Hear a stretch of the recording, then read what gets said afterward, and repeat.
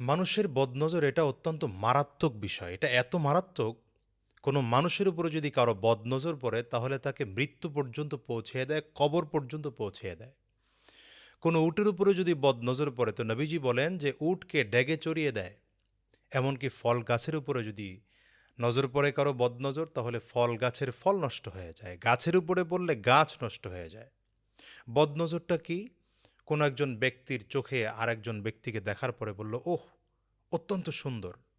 অথচ ইসলামের নিয়ম হচ্ছে এটা দেখার পরে উচিত ছিল, মাশা আল্লাহ, আল্লাহ আপনাকে সুন্দর বানিয়েছে, আলহামদুলিল্লাহ আপনি অত্যন্ত সুন্দর, এটা বলা উচিত ছিল। এগুলো না বলে যখন এই টাইপের হিংসাত্মক চোখ নিয়ে মানুষের দিকে তাকিয়ে কেউ এভাবে নজর দেয় তাহলে এটাই বদনজর।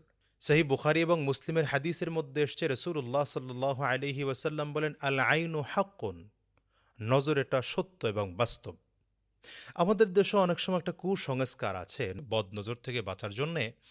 ওই যে বিভিন্ন ক্ষেত বা ফসলাদির ক্ষেতের মধ্যে মাটির হাঁড়ি পাতিলার মধ্যে কালি মেখে টাঙিয়ে রাখে, মনে করে যে এর দ্বারা বদনজর থেকে হেফাজত হওয়া যাবে। আবার অনেক সময় মানুষ জুতা টাঙিয়ে রাখে, ঝাড়ু টাঙিয়ে রাখে। মূলত এটা নয়। আমি আজকে হাদিসের মাধ্যমে আপনাদেরকে বদনজর থেকে বাঁচার 3টি উপায় বলবো। এর মধ্যে 1 নম্বর উপায় হচ্ছে, সুনান ইবনে মাজার মধ্যে এসেছে, একজন সাহাবী গোসল করছিলেন তো আরেকজন রাস্তা দিয়ে হেঁটে যাচ্ছেন। ওই খালি শরীর অবস্থায় ব্যক্তির যখন নজর পড়ল, এই নজরটা তার বদনজর হয়ে গিয়েছে। পরবর্তীতে রাসূলুল্লাহ সাল্লাল্লাহু আলাইহি ওয়াসাল্লামের কাছে যাওয়ার পরে ওই ব্যক্তিকে নবীজি ডাকলেন, ডেকে বললেন, তুমি ওযু করো। তো তিনি ওযু করলেন। ঠিক ওযুতে যেভাবে হাত ধোয়া হয়, মুখ ধোয়া হয়, পা ধোয়া হয়, পুরোটা ওযু করার পরে এই পানিটা যার উপরে বদনজর লেগেছিল তার শরীরে ঢেলে দেওয়া হলো। তার মানে আমরা এখান থেকে কি পেলাম? বদনজর যার উপরে পড়বে, যার বদনজর পড়ল, তার হাত পা ধোয়া পানি বা অজু করা পানি যদি যেই ব্যক্তির উপরে বদনজর পড়েছে তার উপরে ঢেলে দেওয়া হয় তাহলে আল্লাহ তাআলা এর মাধ্যমে বদনজর থেকে হেফাজত করবেন। এটা হচ্ছে 1 নম্বর।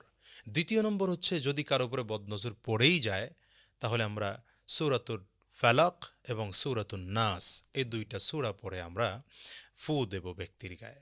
3 নম্বর হচ্ছে, সহি মুসলিমের হাদিসের মধ্যে এসছে রসুল্লাহ সাল্লাহ আলী ওসাল্লাম এ দোয়া পরে ঝাড়ফুঁক করতেন, বিসমিল্লাহি আরকিক মিং কুল্লি শাইইন ইউযিক মিং শাররি কুল্লি নফসিন আও আইনি হাসিদিন আল্লাহু ইয়াশফিক বিসমিল্লাহি আরকিক। এই দোয়া পরে আমরা রোগীকে ফু দিতে পারি। পাশাপাশি আপনাদের কাছে যে পরামর্শ থাকবে, বিশেষ করে ছোট বাচ্চা যদি সুন্দর হয়, ভালো হয়, এদেরকে কখনোই মানুষের মাঝে খুব বেশি শো আপ করাবেন না। ফেসবুকে একটা ছবি তুলে পোস্ট করবেন না। এগুলো করার কোনো প্রয়োজন নাই। এবং বিশেষ করে বাচ্চাদেরকে গোসল করানোর সময় অবশ্যই এতটুকু নিরাপদে রাখেন যাতে কেউ দেখতে না পায়। একটু কি বলে, নির্জন জায়গায় গিয়ে আপনারা বাচ্চাটাকে গোসল করালেন। আবার বাচ্চাকে গোসল করানোর পরে কাপড় চোপড়গুলো একটু এমন জায়গায় নাড়া দিবেন বা নাড়বেন যেখান থেকে মানুষের নজর না পড়ে। এভাবে যদি আমরা করে থাকি, আল্লাহ তাআলা হয়তো আমাদেরকে মানুষের বদনজর থেকে হেফাজত করবেন।